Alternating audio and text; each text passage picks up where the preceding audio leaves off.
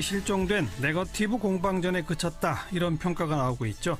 특히 2007년 대북 인권 결의안 문제 논란이 계속 이어졌는데요. 자, 이런 비판 정의당은 어떻게 보고 있을지. 마침 2007년 당시에 청와대 대변인을 맡으셨던 분이 지금 정의당의 공동선대위원장입니다. 천호선 공동선대위원장, 안녕하세요. 예, 안녕하십니까. 네, 어제 토론회 총평해 주시면요. 글쎄요, 저는 심상정 후보마저 없었으면 큰일 날 뻔했다라는 생각이 듭니다. 예. 보셨겠지만, 예. 만약에 심상정 후보가 없어서 정책에 대한 토론이 거의 이루어지지 않았다면 예. 국민들이 정치 전반에 대해서 대단히 실망을 하셨을 것이다. 예. 그래도 심상정 후보가 와서 그나마 정책 토론이 가능했다, 그렇게 봅니다. 예. 나머지 네 후보는 다 똑같았어요? 아니면 최악의 후보는 누구였습니까? 글쎄요, 저는 그걸 평론할 것은 아닌 것 같고요. 이제 문재인 후보에 아무래도 공격이 집중되었던 측면들은 여전히 있었던 것 같고요. 예. 그러다 보면 방어를 할 수밖에 없었던 측면들이 있겠죠. 그렇지만 그 과정에서 그것을 정책 토론으로 이끌어내는 데 있어서는 네 분 모두 의도하지도 않았고 성공하지도 못했다. 예. 이런 거고, 예를 들면 이제 국방 문제 같은 경우도 저희가 병사 월급이나 부상병에 대한 처우 같은 걸 먼저 얘기했지 않습니까? 그래서 우리가 그런 정책을 가장 먼저 다루었고, 모든 정책에 우선은 사람에 두어야 한다는 것을 이제 강조했던 것인데요. 그걸 보고 이제 국민들이 어떤 정책 판단의 기준도 생기셨을 것 같고, 또 국민들이 안심도 하시지 않으셨을까 하는 생각이 듭니다. 정책으로 토론을 그나마 조금 끌고 간 건 심상정 후보다, 이 말씀이신데. 그렇습니다. 근데 토론 초반에 자유한국당 홍준표 의원하고는 아예 토론 안 하겠다. 예. 이렇게 또 심상정 후보도 강하게 공격했잖아요. 이것도 조금 뒷말이 나오던데 어떻게 생각하세요? 예, 그게 처음에 약간 긴장감을 불러일으킨 건 사실이죠. 예. 그렇지만 지금 말씀드렸듯이 열심히 정책 토론을 주도했고요. 발언 총량이 정해진 토론이잖아요. 그렇죠. 그러다 보니까 당연히 이제 그때 이런 비판이 있었습니다. 지난 토론회 때 진보정당 후보가 왜 적폐 세력에 대한 비판을 많이 하지 않느냐. 그런데 이제 그때 특수한 상황도 있었습니다만, 이런 것들에 대한 일부의 오해, 왜 내가 홍준표 후보와 토론하지 않는가에 대해서 오해가 없도록 해두려는 의도도 있었던 것으로 저는 해석합니다. 직접 여쭙지는 않았습니다만. 방금 언급하신 지난번 토론에서 문재인 후보를 많이 공격하니까 정의당 홈페이지가 다운될 정도로 막 공격을 받았었잖아요. 예. 오늘은 홈페이지 아무 문제 없었습니까? 예, 홈페이지는 문제가 없고요.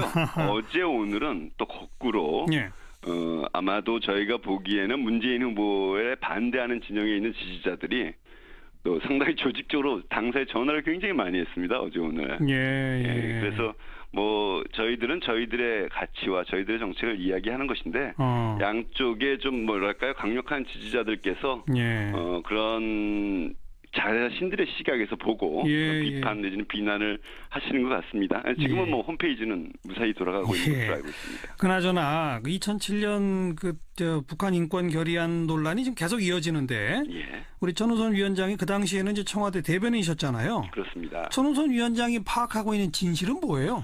예, 저는 그때 회의 하나하나에 참석하는 멤버는 아니었습니다. 제가 최종적으로 결과를 발표했었고요. 전체 맥락들은 알고 있었죠. 그때의 정치적 상황이라는 것이 어떤 것인가라는 건데, 제가 이제 몇 가지 말씀을 먼저 드리면, 흔히 이제 오해를 하실 수 있는 게 유엔 인권 결의안이, 북한 인권 결의안이 매년 있었던 겁니다. 그해 한 해 있었던 것이 아니고 2003년 이후로. 그래서 그 직전 해에는 찬성을 한 적도 있었습니다. 핵실험이 있었기 때문에. 그래서 이 북한 인권 결의안은 북한 인권에 대한 일반적인 입장을 이야기하는 것이 아니라 그때그때의 남북 관계의 상황에 따라서 일종의 어떤 종합적인 판단을 가지고 북에 대한 어떤 외교적 수단의 측면이 있다는 걸 먼저 이해해야 할 것 같고요. 예, 알겠습니다. 그렇죠. 그리고 또 하나는 그때가 14 남북 정상회담이 이루어진 한 달밖에 안 됐을 때 아닙니까? 그렇죠. 그래서 자칫해서 이 성과를 물어돌려서는 안 된다. 그렇기 때문에 사실 기권 방침이 이미 예견돼 있었던 것입니다. 그런데 이제 외교부 장관이 이제 주무장관이죠. 주 유엔 한국 대사를 통해서 찬성 반대 기권을 지시하는 입장에 서 있는 것이기 때문에. 그런데 그 외교부 장관이 계속 별 문제 없다. 14선이 흐트러지지 않을 것이다. 라고 주장을 하고 고집을 꺾지 않았고, 오늘 이재정 전 장관이 얘기도 하셨습니다만, 편지도 대통령께 보내고. 그래서 이제 노 대통령은 방침을 결정하고도요. 주무장관이 외교장관이 그렇게 이야기를 하니까 북의 입장을 확인해 보자는 의견들이 나왔던 것이고요. 그래서 그 결과는 결국에 송 장관의 주장이 틀렸다는 것이 확인된 셈 아닙니까? 그래서 이제 전체적으로는 노무현 대통령의 송 장관에 대한 배려와 설득의 기간이었다, 이런 것이고요. 제가 이제 그때 발표할 때 이제 20일 날 최종 결정되었다 이렇게 발표를 했습니다. 11월 20일 그렇죠. 공식 브리핑이죠. 예, 이제 그래서 이게 지금 논란이 되는 게 예. 문재인 후보나 이런 측에서는 11월 16일 이미 결정이 내렸었다라고 예. 주장하는 바이고 송민순 장관은 아니다라고 주장하는데 전호선 대변인의 공식 대표 브리핑은 11월 20일이기 때문에 예. 그거 좀 해명해 주세요. 예, 그래서 제가 작년 10월에 예. 이 문제가 얘기될 때 제가 두 번의 어떤 기자분들에게 메시지를 보내면서 정리를 했던 것인데요. 예. 두 번째 얘기가 정확하게 정리가 안 돼 있었었는데 제가 저희 기업과 이제 복귀를 해보니까 이런 거였습니다. 당시 이제 안보실장 백종천 안보실장 싱가포르에 있었었고요. 예. 그래서 저한테 이제 발표를 하라고 하면서 예. 그런 거죠. 이게 이미 결정이 났었었는데 왜냐하면 회의의 다수결 결정이지 않겠습니까? 예. 그런데 아까 말씀드렸듯이 주무장관이 반발을 하니까 예. 이제 바로 발표를 하지 못하고 있었어. 사실은 이제 투표가 바로 임박한 직전에 발표하면 되는 거였습니다. 네, 네. 그런데 이제 백준수 실장이 이제 주무장관이 이제 설득이 되었으니 주무장관의 면을 세우기 위해서라도 이제 이런 표현을 쓴 건 아니지만 그런 취지에서 이제 어제 최종 결정된 것으로 발표하자라고 네. 주문을 하셨던 것이고요. 예. 저는 그런 입장에서 발표를 했던 거죠. 내부에서 회의의 결정은 났지만 예. 정부의 발표의 관점에선 주무장관의 설득을 기준으로 하자라는 것이 당시의 판단이었던 것으로 저는 이해하고 있습니다. 그러니까 원래 회의의 결정은 16일이었고 예. 주무장관, 외교부 장관 설득하는 기간이 며칠 걸렸고 예. 그러니까 브리핑에서는 그 주무장관이 설득된 날로 그냥 결정된 걸로 통보하기로 했다. 예, 그렇습니다. 예. 어쨌든 이 문제가 이렇게 계속 공방을 보이고 있는 상황 자체는 어떻게 해석하세요? 글쎄요. 저는 이 과정이 지금 말씀드렸듯이 노무현 대통령으로서 저는 그때 오히려 배려나 설득을 하지 마시고 16일 날 결정을 그대로 가셨어야 된다고 보는데 예.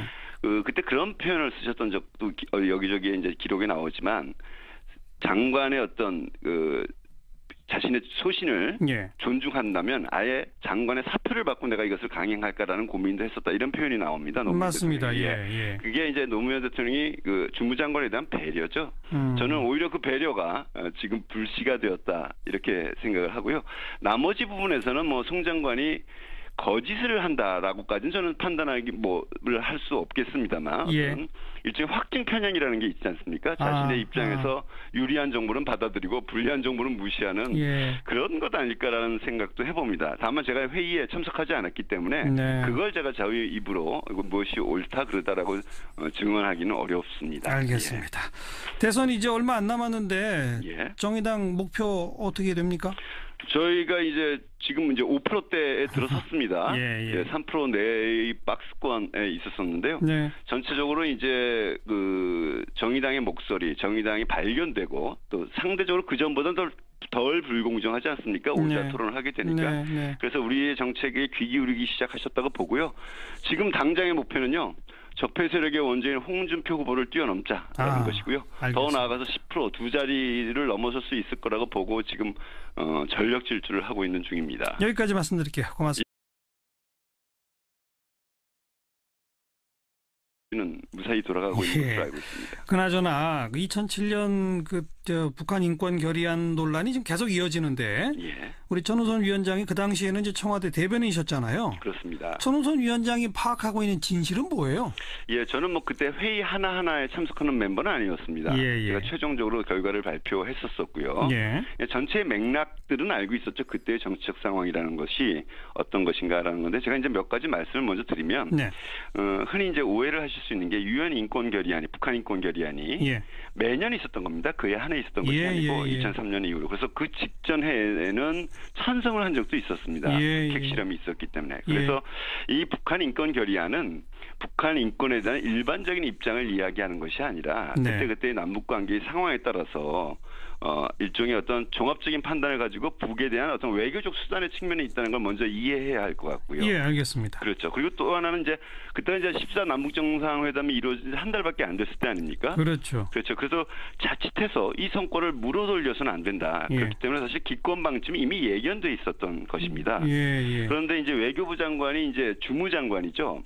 주 유엔 한국 대사를 통해서 찬성 반대 기권을 지시하는 입장에 서 있는 것이기 때문에. 그렇죠. 근데 그 외교부 장관이 계속 별 문제 없다. 14선언이 흐트러지지 않을 것이다. 라고 주장을 하고 고집을 꺾지 않았고 뭐 오늘 이재정 전 장관이 얘기도 하셨습니다만 뭐 편지도 대통령께 보내고. 네. 그래서 이제 노 대통령은 방침을 결정하고도요. 예.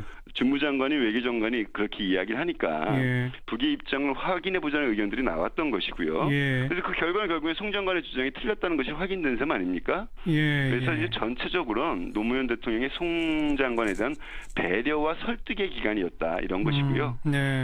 제가 이제 그때 발표할 때 이제 20일 날 최종 결정되었다 이렇게 발표를 했습니다. 11월 20일 그렇죠. 공식 브리핑이죠. 이제 그래서 이게 지금 논란이 되는 게 문재인 후보나 이런 측에서는 11월 16일 이미 결정이 내렸었다라고 주장하는 바이고 송민순 장관은 아니다라고 주장하는데 전호선 대변인의 공식 브리핑은 11월 20일이기 때문에 그거 좀 해명해 주세요. 그래서 제가 작년 10월에 이 문제가 얘기될 때 제가 두 번의 어떤 기자분들에게 메시지를 보내면서 정리를 했던 것인데요. 두 번째 이게 정확하게 정리가 안 돼 있었었는데 제가 저희 기억과 이제 복귀를 해보니까 이런 거였습니다. 당시 이제 안보실장 백종천 안보실장 싱가포르에 있었었고요. 그래서 저한테 이제 발표를 하라고 하면서 그런 거죠. 이게 이미 결정이 났었었는데 왜냐하면 회의의 다수결 결정이지 않겠습니까? 그런데 이제 아까 말씀드렸듯이 주무장관이 반발을 하니까 이제 바로 발표를 하지 못하고 있었어. 사실은 이제 투표가 바로 임박한 직전에 발표하면 되는 거였습니다. 그런데 이제 백충춘 실장이 이제 주무장관이 하는 생각이 듭니다. 정책으로 토론을 그나마 조금 끌고 간 건 심상정 후보다 이 말씀이신데. 그렇습니다. 근데 토론 초반에 자유한국당 홍준표 의원하고는 아예 토론 안 하겠다. 이렇게 또 심상정 후보도 강하게 공격했잖아요. 이것도 조금 뒷말이 나오던데 어떻게 생각하세요? 뭐 그게 처음에 약간 긴장감을 불러일으킨 건 사실이죠. 그렇지만 뭐 지금 말씀드렸듯이 열심히 정책 토론을 주도했고요. 발언 총량이 정해진 토론이잖아요. 그렇죠. 그러다 보니까 당연히 이제 그때 이런 비판이 있었습니다. 지난 토론회 때 진보정당 후보가 왜 적폐 세력에 대한 비판을 많이 하지 않느냐. 그런데 이제 뭐 그때 특수한 상황도 있었습니다만 이런 것들에 대한 일부의 오해, 왜 내가 홍준표 후보와 토론하지 않는가에 대해서 오해가 없도록 해두려는 의도도 있었던 것으로 저는 해석합니다. 직접 여쭙지는 않았습니다만. 방금 언급하신 지난번 토론에서 문재인 후보를 많이 공격하니까 정의당 홈페이지가 다운될 정도로 막 공격을 받았었잖아요. 오늘은 홈페이지 아무 문제 없었습니까? 홈페이지는 문제가 없고요. 어제 오늘은 또 거꾸로 아마도 저희가 보기에는 문재인 후보에 반대하는 진영에 있는 지지자들이 또 상당히 조직적으로 당사에 전화를 굉장히 많이 했습니다. 어제 오늘. 그래서 뭐 저희들은 저희들의 가치와 저희들의 정책을 이야기하는 것인데 양쪽에 좀 뭐랄까요 강력한 지지자들께서 그런 자신들의 시각에서 보고 비판 내지는 비난을 하시는 것 같습니다. 지금은 뭐 홈페이지 이제 설득이 되었으니 주무장관의 면을 세우기 위해서라도 이제 이런 표현을 쓴 건 아니지만 그런 취지에서 이제 어제 최종 결정된 것으로 발표하자라고 주문을 하셨던 것이고요. 저는 그런 입장에서 발표를 했던 거죠. 내부에서 회의의 결정은 났지만 정부의 발표의 관점에선 주무장관의 설득을 기준으로 하자라는 것이 당시의 판단이었던 것으로 저는 이해하고 있습니다. 그러니까 원래 회의의 결정은 16일이었고 주무장관, 외교부 장관 설득하는 기간이 며칠 걸렸고 그러니까 브리핑에서는 그 주무장관이 설득된 날로 그냥 결정된 걸로 통보하기로 했다. 그렇습니다. 어쨌든 이 문제가 이렇게 계속 공방을 보이고 있는 상황 자체는 어떻게 해석하세요? 글쎄요. 저는 이 과정이 지금 말씀드렸듯이 노무현 대통령으로서 저는 그때 오히려 배려나 설득을 하지 마시고 16일 날 결정을 그대로 가셨어야 된다고 보는데 그때 그런 표현을 쓰셨던 적도 여기저기에 이제 기록에 나오지만 장관의 어떤 자신의 소신을 존중한다면 아예 장관의 사표를 받고 내가 이것을 강행할까라는 고민도 했었다 이런 표현이 나옵니다. 맞습니다. 그게 이제 노무현 대통령이 그 주무장관에 대한 배려죠. 저는 오히려 그 배려가 지금 불씨가 되었다 이렇게 생각을 하고요. 나머지 부분에서는 뭐 송 장관이 거짓을 한다라고까지는 저는 판단하기 뭐를 할 수 없겠습니다만 일종의 확증 편향이라는 게 있지 않습니까? 자신의 입장에 실종된 네거티브 공방전에 그쳤다 이런 평가가 나오고 있죠. 특히 2007년 그 대북 인권 결의안 문제 논란이 계속 이어졌는데요. 자, 이런 비판 정의당은 어떻게 보고 있을지, 마침 그 2007년 당시에 청와대 대변인을 맡으셨던 분이 지금 정의당의 공동선대위원장입니다. 천호선 공동선대위원장, 안녕하세요. 예, 안녕하십니까. 네, 어제 토론회 총평해 주시면요. 글쎄요, 저는 심상정 후보마저 없었으면 큰일 날 뻔했다라는 생각이 듭니다. 예. 보셨겠지만, 예. 만약에 심상정 후보가 없어서 정책에 대한 토론이 거의 이루어지지 않았다면 예. 국민들이 정치 전반에 대해서 대단히 실망을 하셨을 것이다. 예. 그래도 심상정 후보가 와서 그나마 정책 토론이 가능했다, 그렇게 봅니다. 예. 나머지 네 후보는 다 똑같았어요? 아니면 최악의 후보는 누구였습니까? 글쎄요, 저는 그걸 평론할 것은 아닌 것 같고요. 이제 문재인 후보에 아무래도 공격이 집중되었던 측면들은 여전히 있었던 것 같고요. 예. 그러다 보면 방어를 할 수밖에 없었던 측면들이 있겠죠. 그렇지만 그 과정에서 그것을 정책 토론으로 이끌어내는 데 있어서는 네 분 모두 의도하지도 않았고 성공하지도 못했다. 이런 거고, 예를 들면 이제 국방 문제 같은 경우도 저희가 병사 월급이나 부상병에 대한 처우 같은 걸 먼저 얘기했지 않습니까? 그래서 우리가 그런 정책을 가장 먼저 다루었고, 모든 정책의 우선은 사람에 두어야 한다는 것을 이제 강조했던 것인데요. 그걸 보고 이제 국민들의 어떤 정책 판단의 기준도 생기셨을 것 같고, 또 국민들이 안심도 하시지 않으셨을까